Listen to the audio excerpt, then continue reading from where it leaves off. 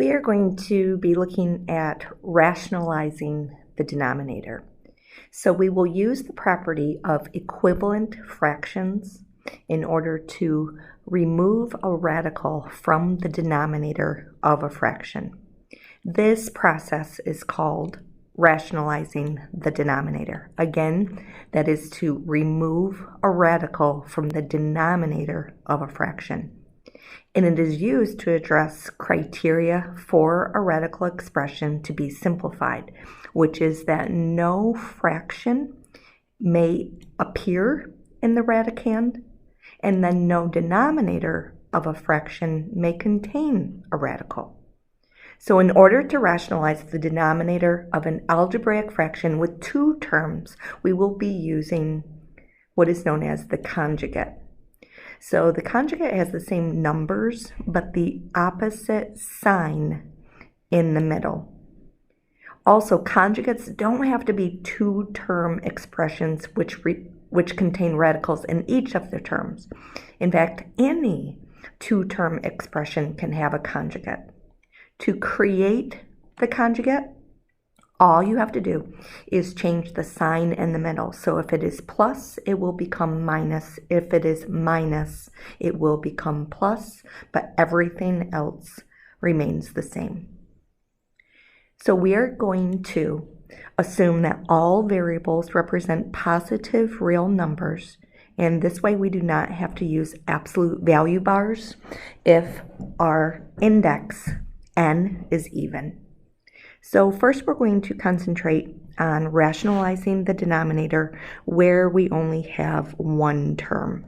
So I'm going to use a process here to help us structure what we need to do in order to remove the radical from the denominator.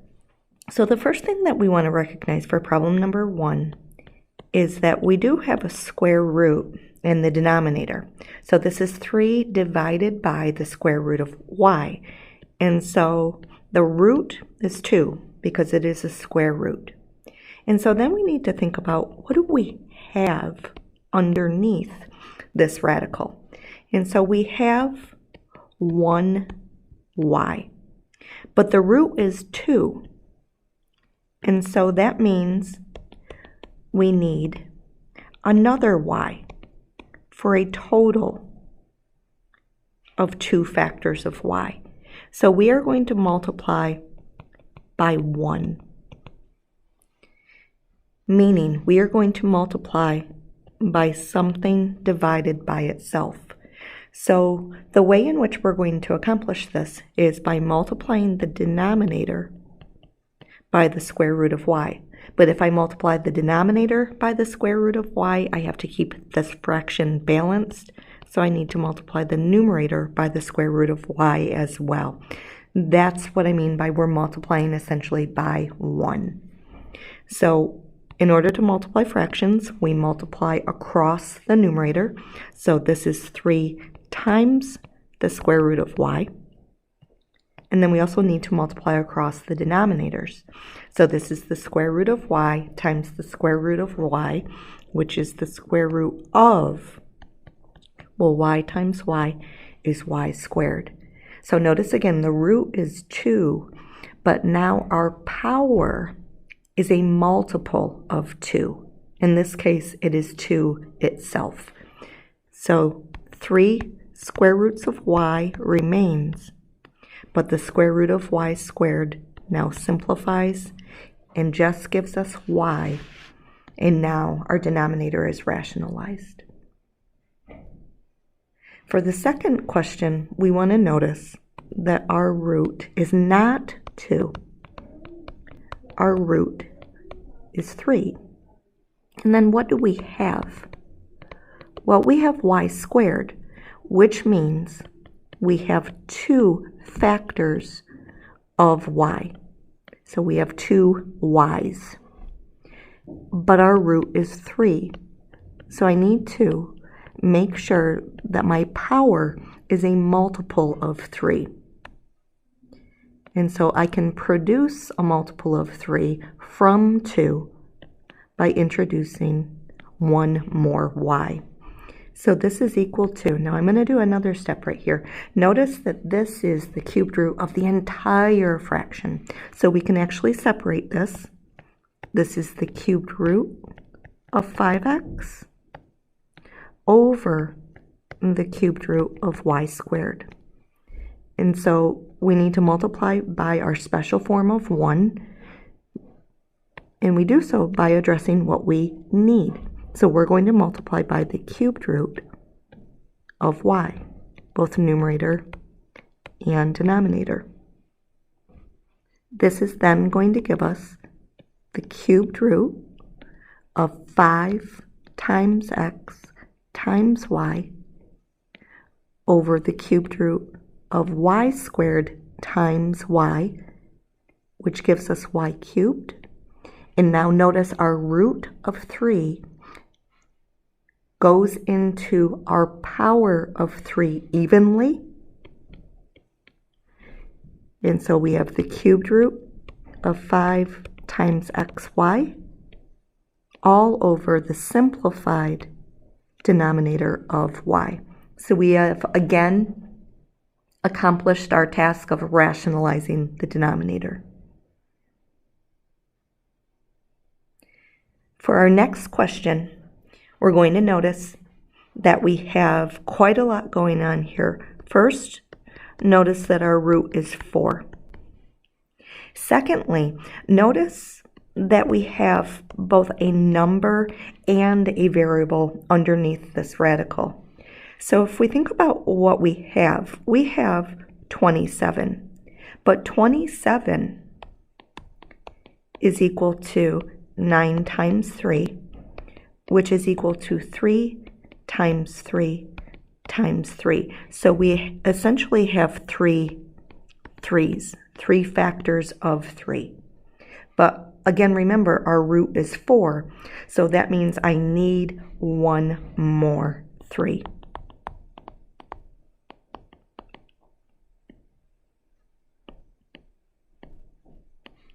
But we don't just have 27, we also have y. How many y's do we have? We have 1 y, but my root is 4, so that means I need 3 more.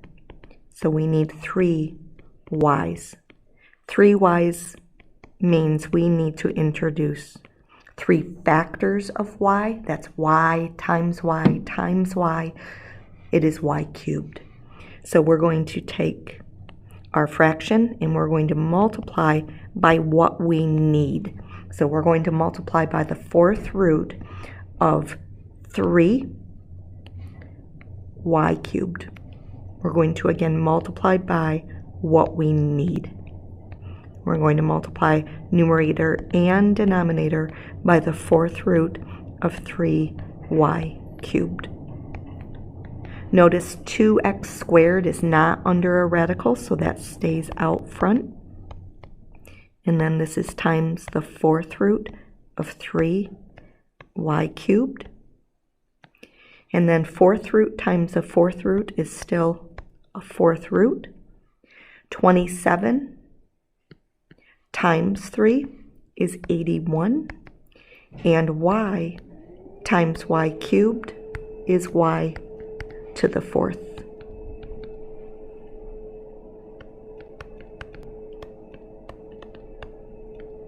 So our numerator remains the same, and our denominator simplifies. So the 4th root of 81, remember the 4th root can also be thought of as square root of a square root. So square root of 81 is 9, and the square root of 9 is 3.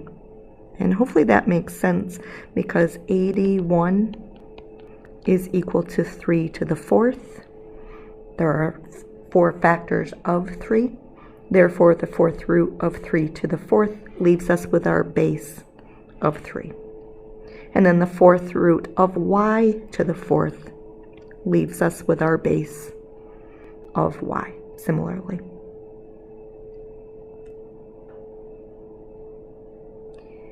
Your question is to rationalize the denominator for 4 divided by the square root of 3x. So I'd like to encourage you to identify the root, identify what you have, and then identify what you need.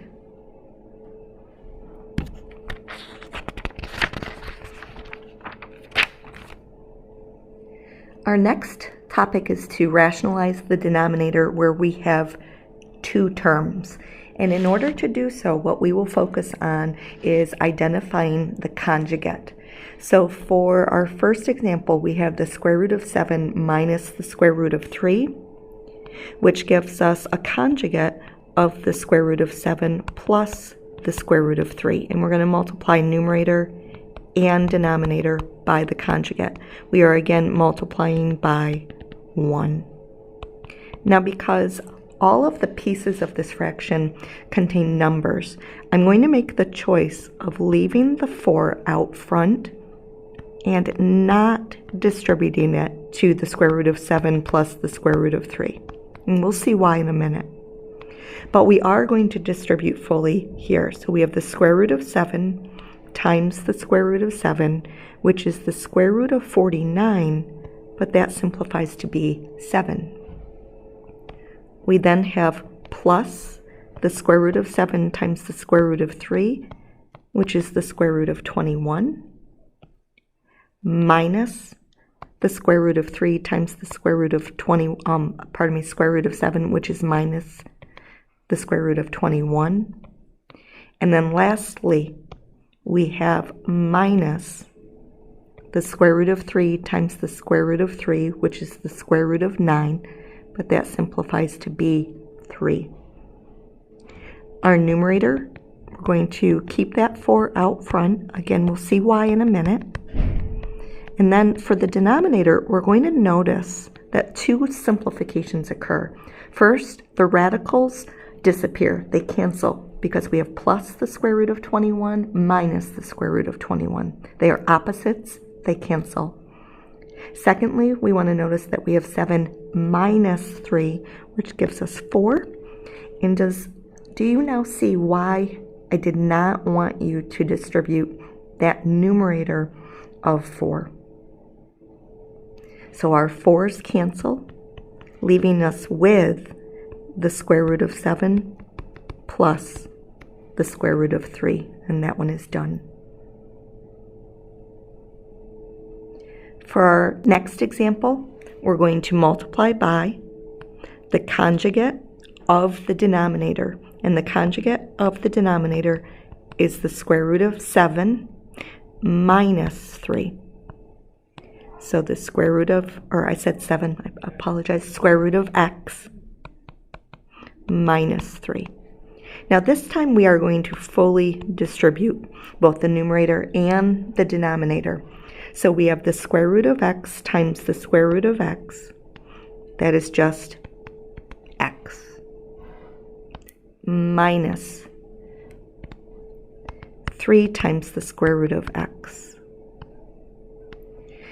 plus 2 times the square root of x, and then lastly minus 6. All divided by the square root of x times the square root of x is the square root of x squared and is equal to x as before. Minus 3 square roots of x plus 3 square roots of x. And then finally minus, and I want you to take a moment here, is it minus 3 or minus 9? And it is minus 9. And then in the numerator and denominator we can simplify. Notice these two are like each other. So we have x, and now we combine with the coefficients, minus the square root of x, minus 6. These cancel. We have x minus 9.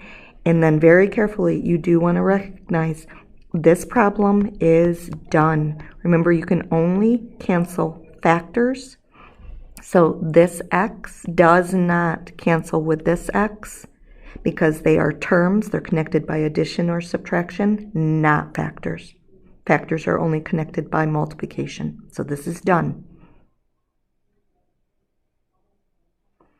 And your question is to rationalize the denominator and simplify. And so in order to do so, you want to make sure that you identify the conjugate and then multiply by your special form of 1.